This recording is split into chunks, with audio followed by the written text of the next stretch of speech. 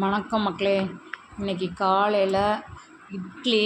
எங்கள் வீட்டில் இன்றைக்கி டிஃபன் என்னதுன்னா, காலையில் இட்லி, குழந்தைங்களுக்கு பேன்கேக்கு, சட்னி, இது லயன் டேட்ஸு.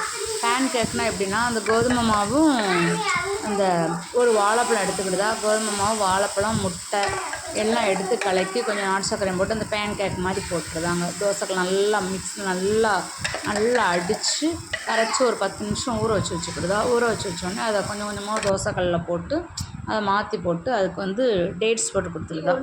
அப்புறம் எங்களுக்கு இட்லி சட்னிங்க, தேங்காய் சட்னி தான். தேங்காய் சட்னி போட்டு இட்லி வச்சு கொடுக்குறது. இந்த டேட்ஸில் அந்த இதுக்கு பேன்கேக் குழந்தைங்க டேட்ஸ் போட்டால் கொஞ்சம் நல்லா சாப்பிடும்.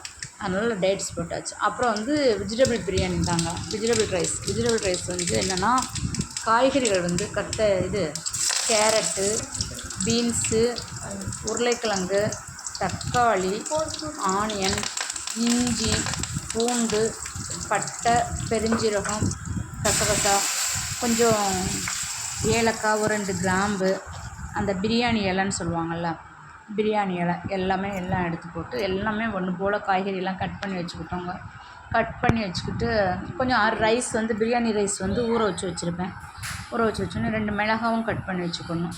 கட் பண்ணி வச்சுட்டு ஊற வச்சுட்டு அதுக்கப்புறம் எப்பயும் போல தாங்க பிரியாணி நம்ம எப்பயும் பண்ணுற ரொம்ப ஒன்றும் கஷ்டமெல்லாம் கிடையாது, சாதாரண பிரியாணி தான். ஆனால் என்னென்னா, ஒரு தினந்தோறும் காய்கறி சாதம் சாப்பிட்றதுக்கு கொஞ்சம் வித்தியாசமாக வெஜிடபிள் ரைஸு இப்படி ஒரு சாதம், கலவை சாதம் மாதிரி சாப்பிட்டா கொஞ்சம் அது ஒரு சேஞ்சாக இருக்குங்கிறதுக்காக தான்.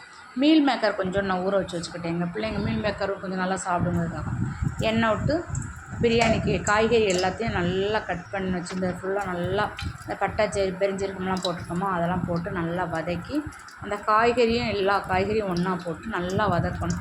நல்லா வதக்கினோடனே காய்கறி கொஞ்சம் சுருங்கி வரும் பார்த்தீங்களா. சுருங்கி வந்தப்போ என்ன செஞ்சேன்னா, நான் கொஞ்சோண்டு மல்லிப்பொடி போடுவேன், கொஞ்சம் மணமாக இருக்கும், அதுக்காக கொஞ்சம் மல்லிப்பொடி போடுவேன். வத்தல் பொடி கொஞ்சோண்டு போடுவேன். வத்தல் பொடி, மல்லிப்பொடி, மஞ்சள் பொடி இதை நல்லா போட்டு நல்லா வதக்கினோடனே அப்போவுமே கொஞ்சம் உப்பும் எடுத்து போட்டுருவேங்க. உப்பும் எடுத்து போட்டுருவேன். அதுவும் நல்லா வதங்கினோடனே காய்கறி நல்லா சுருங்கி வந்தோடனே நான் தண்ணி ஒரு திட்டமாக எனக்கே தெரியும் அந்த அளவுக்கு நான் தண்ணி ஊற்றி வச்சுருவேன். தண்ணி ஊற்றி வச்சு காய்கறி வெந்த உடனே அந்த தண்ணி ஊற்றி வச்சுருவோம். தண்ணி ஊற்றி வச்சுன்னா அரிசி வெந்துடும். அரிசியை போடணும். அரிசியை போட்ட உடனே சாதம் எல்லாம் ஒன்று போல் வேக ஆரம்பிச்சிடும். வெந்து முடிக்கிற டயத்தில் நம்ம என்ன செஞ்சோன்னா, கொஞ்சோண்டு புதினா உருவி வச்சுருக்கோங்க. அந்த புதினாவும் போட்டு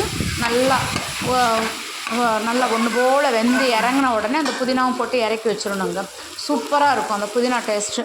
நான் இப்படி தான் பண்ணுவேன். இன்றைக்கி எங்கள் வீட்டில் காலையில் மத்தியானம் இதான் டிஃபன். நீங்கள் என்ன பண்ணீங்கங்கிறத கமெண்ட்டில் சொல்லுங்கள். எப்படி இருக்குங்கிறதையும் நீங்கள் சொல்லுங்கள்.